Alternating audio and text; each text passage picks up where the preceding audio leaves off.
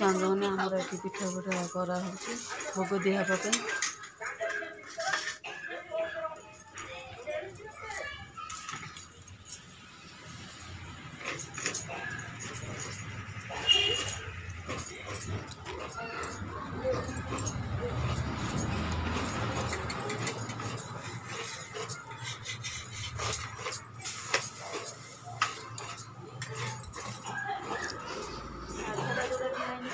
ଆଉ ନଡ଼ିଆ ଅଛି ଉପରେ।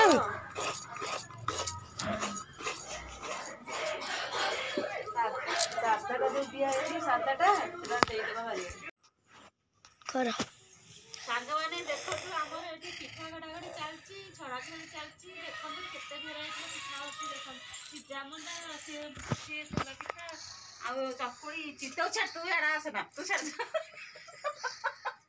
ଆମର ଚକୁଳି, ଚିତଉ, ସବୁ ବରା ନା 10 ପ୍ରକାରିଆ ଜିନିଷ ତିଆରି ହେଇକି ଥୁଆ ନେଇ ଭୋଗ ଲାଗେ ବୋଲି ଆଣ ସେଠି। ଏ ତୁ ଛଡ଼ା ଛାଡ଼ି ଯା। ଏଠି ସିଜାମଣ୍ଡା ହଉଛି, ହାଣ୍ଡିଆଡେ ଦେଖା ଟିକେ। ମା ପିଠା ଗଢୁଛି କହିଦେ।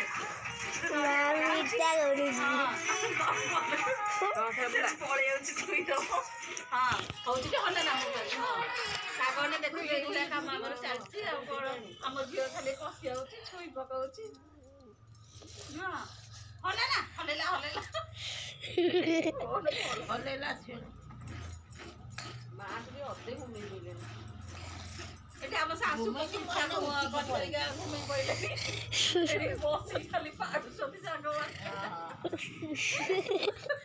ମୋ ପାଖରେ ବସି କର।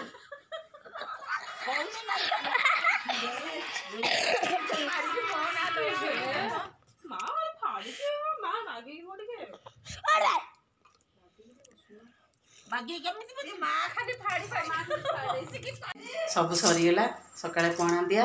ଏଇନା ପିଠା ପଣା ଯାହା ସବୁ ହେଇଥିଲା, ଯେଉଁ ମଣ୍ଡା, ଆରିସା, ଆଉ କାକରା, ବରା, ସେ ସିଜାମଣ୍ଡା ସବୁ ଭୋଗ ହେଇକି ଲାଗିଗଲା, ସରିଗଲା। ମାନେ ଦିନ ବେଳ କର୍ମଟା ସରିଗଲା। ଆଉ ରହିଲା ରାତିରେ ସନ୍ଧ୍ୟାବେଳକୁ ପଣା ଦିଆ ହେଇକି ମା' ଉଠିବେ। ଆଉ ମା' ବସିଛନ୍ତି କେମିତି, ଆପଣ ତ ଭିଡ଼ିଓ ଉପରେ ଦେଖିଲେ କେମିତି ଲାଗୁଛି ଭିଡ଼ିଓଟାକୁ। ଆହୁରି ପୁଣି ଅଛି ସାଙ୍ଗମାନେ ଦେଖନ୍ତୁ ଲାଷ୍ଟ ପର୍ଯ୍ୟନ୍ତ, ଲାଷ୍ଟ ଉଠିଲା ପର୍ଯ୍ୟନ୍ତ ସବୁ କାମ ସରିଲା।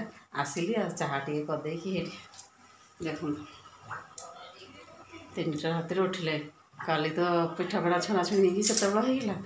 ଆଜି 3ଟାରୁ ଉଠିକି ସବୁ କାମ ଧନ୍ଦା ସାରିକି, ଗାଧୁଆ ସାରିକି, ପଣା ପାଣି ଦେଇକି ଠାକୁର କାମ ତ ମାନେ ମାଣବସା କାମ ଏମିତିଆ ନୁହଁ ସାଙ୍ଗମାନେ, ମାନେ ସେଥିରେ ବହୁତ ଅଛି ନିୟମ। ସେ ନିୟମରେ କରିବ, ନହେଲେ ଇଆଡ଼ୁ ସିଆଡ଼ୁ ନାହିଁ କି ଆବୁରୁ ଜାବୁରୁ ନାହିଁ।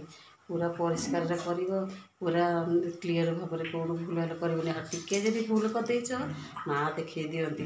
ମୁଁ 3-4 ବର୍ଷ ପର୍ଯ୍ୟନ୍ତ ଏମିତି ହୋଇଛି ସାଙ୍ଗମାନେ। ନୂଆ ନୂଆ ଜାଣିନଥିଲି, ଯେତେବେଳେ ଆସିଲି ସେମିତି ଭୁଲ ହେଇଯାଉ। ଆମ ଘରେ ତ ମାଣ ନଥିଲା, ଏଠି ଆସି ମାଣ ବସିଲା। ଶାଶୁ କହିଲେ ବସା ପ୍ରଥମ ବର୍ଷରୁ। ଆଉ ମୁଁ ତ ଜାଣିନଥିଲି, ମୋର ଟିକେ ଟିକେ ଭୁଲ ହେଇଯାଏ ସାଙ୍ଗମାନେ। ସେ ଯେମିତି ହେଲେ ଖଣ୍ଡିଆ ଖାବରା ଟିକେ ହେଇଯିବ, କ'ଣ ହେଇଯିବ, ମୁଁ ଭାବି ଯେଉଁ ଭୁଲ ହେଇଯାଇଛି ବୋଲି ହେଇଯାଉଛି। ଏମିତି ସାଙ୍ଗମାନେ 2-3 ବର୍ଷ ହେଲା। ତାପରେ ଧୀରେ ଧୀରେ ସବୁ ଜାଣିଲି, ଟିକି ନିଖିକି ରଖିଲି, ମନେ ରଖିକି କଲି। ତାପରେ ଆଉ କିଛି ହେଲାନି। ମା'କୁ ମୁଣ୍ଡିଆ ମାରିବନି ସାଙ୍ଗମାନେ ମୁଁ କରେ, କାରଣ କେଉଁଠି କ'ଣ ଭୁଲ ହେଇଗଲେ ମା' ଦେଖେଇ ଦିଅନ୍ତି। ଆଉ ଏ କାମରେ କେଉଁ ସହଜ କାମ ଯେ ହଁ ଫଟାକିନି ବସେଇଦେଲ, ଫଟାକିନି ଉଠେଇଦେଲ, ନାଇଁ ତାକୁ ଟିକି ନିଖି କରିବ, ଧୀରେ ସୁସ୍ଥେ କରିବ। ଆଉ ଚଙ୍ଗ ହେବନି, ଖାଲି ଚଙ୍ଗ ଚଙ୍ଗି ବସେଇଦେବ, ମୁଁ କାମ ଅଛି ବୋଲି ପଳେଇବ। ସେ ସିନା ନାଗି ଦିଆ ବୋଲି ଚଳିଯାଉଥିଲା ସାଙ୍ଗମାନେ। ଇଏ ତ ପୁରା ମାଣବସା ଲାଷ୍ଟ, ସେଥିପାଇଁ ସବୁ ଆଜି ସବୁ ଏଇ ମାଣବସାକୁ କେମିତି ଏଇ ସାଙ୍ଗମାନେ ଅନଲାଇନ୍ ଏଇ ଲୁଗାଟା ମଗାଇଥିଲି, ଭିଡ଼ିଓରେ ପକାଇ ନଥିଲି ଆଗ ଭିଡ଼ିଓରେ। ଲୁଗାଟା ଥୋଇ ଦେଇଥିଲି, ଆଉ ସବୁ କିଣି ଆଣିଲି, ଲଗେଇ ଦେଇକି ଏଇଠି ସବୁ ଲଗେଇଦେଲି। ନିଜେ ଆଗେ ସଜବାଜ ହେଇଲି, କିନ୍ତୁ ମାଣବସା ପୂର୍ବରୁ ନିଜେ ଆଗେ ସଜବାଜ ହେବ ସାଙ୍ଗମାନେ। ନିଜେ ଆଗେ ଲକ୍ଷ୍ମୀ, ତାପରେ ମା'ଙ୍କୁ ବସେଇବ। କାରଣ ଲକ୍ଷ୍ମୀ ମାନେ ଗୋଟେ ସ୍ତ୍ରୀ ଲୋକ ହେଲେ ଲକ୍ଷ୍ମୀ ମା'। ସେଥିପାଇଁ ଆଗେ ନିଜେ ସଜେଇବ, ଆଉ ନିଜେ ଆଲୁରୁ ବାଲୁରୁ ହେଇଥିବ, ଯାଇକି ମା'କୁ ବସେଇବ। ମା' ସେଥିରେ ବି ରାଗିବେ। ସେଥିପାଇଁ ନିଜେ ଆଗେ ସଜବାଜ ହେଇଯାଆନ୍ତୁ, ତାପରେ ମା'କୁ ବସେଇବେ। ମା' ଖୁସି ହେବେ, କାରଣ ମା'କୁ ତ ଆମେ ସଜଉଛେ ନା ଟିକି ନିକି କରିକି। ସେଇଥିପାଇଁ ସବୁ ସ୍ତ୍ରୀ ଲୋକ ଲକ୍ଷ୍ମୀ ସାଙ୍ଗେ ସମାନ। ସେଥିପାଇଁ ସାଙ୍ଗମାନେ ଦେଖନ୍ତୁ, ଚାଲନ୍ତୁ ଆଗକୁ କ'ଣ ହେଉଛି ସାଙ୍ଗମାନେ। ମାନେ ଖାଲି ମା'ଠି ଇଶାଣ ବାରିଆଡ଼େ ସବୁଠି ପିଠା ଦେବାକୁ ପଡ଼ିବ, ସେଇଟା ମନେ କରିବା। ଖାଇବନି, ଆମେ ଏତେ ମଧ୍ୟ ବି କିଛି ଖାଇନୁ। ସବୁ କାମ ସରିଲା, ଇଶାଣ ବାରିଆଡ଼େ ସରିଲା, ତାପରେ ଯାଇ ଚା ପିଇବାକୁ ହେଉଛୁ। ଚା ବି ପୁଣି ସନ୍ଧ୍ୟାବେଳେ ପୁଣି ଯେଉଁ ପଣା ପାଣି ଦେବୁ ପୁଣି ଲୁଗା ଚେଞ୍ଜ କରିବୁ। ଏ ଲୁଗା ହେବନି, ଏଇ ଲୁଗା ଚେଞ୍ଜ କରିବୁ, ଆଉ ଗୋଟେ ଲୁଗା କିଣିଦେବୁ, ତା ପଣା ପାଣି ଦେବୁ। ଚାଲନ୍ତୁ ଚାହାଟା ବସିକି ଚାହା ହେଇଗଲା, ସେଠି ମୁଣ୍ଡିଆ ମାରି ଟିକେ ଭୋଗ ପ୍ରସାଦ ପାଇଦେଇକି ତାପରେ ଚାହା ପିଇବା। ଆଉ ତମେ ଭୋଗ ସରିଲା ବୋଲି ବସିକିନା ଖାଇଦେବୁନି, କାରଣ ଚାହା ମାନେ ଆଗେ ଭୋଗ ପାଇବ, ପ୍ରସାଦ ପାଇବ, ତାପରେ ଯାଇକି ଚାହା ପିଇବ। ତାପରେ ଚାଲନ୍ତୁ।